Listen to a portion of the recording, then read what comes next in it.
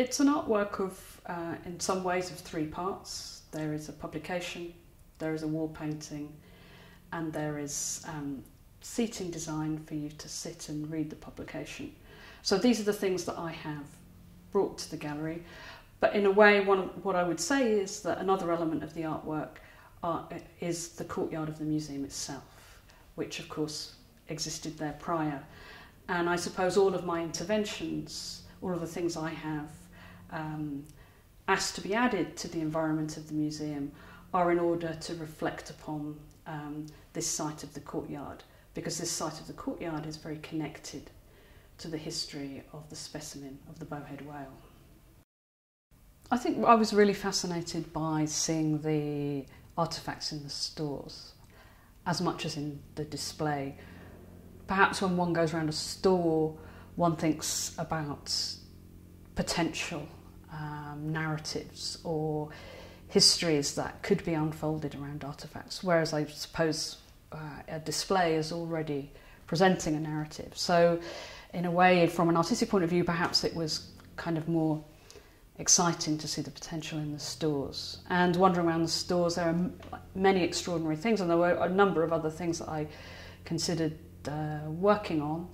But I was particularly interested in this collection of whale bones and the story that was attached to them, which, you know, through which it became possible for me to think about the natural history of the whale. In a sense, the ongoing significance and symbolic value of the whale in terms of the politics of environmentalism.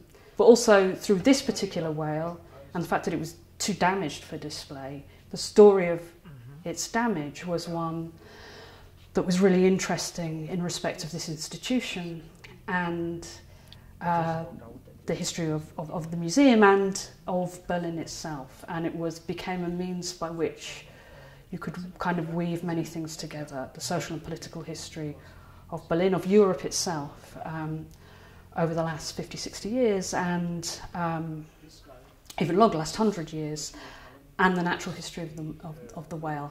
And through that, to bring a kind of social and political context to it, as well as a scientific one.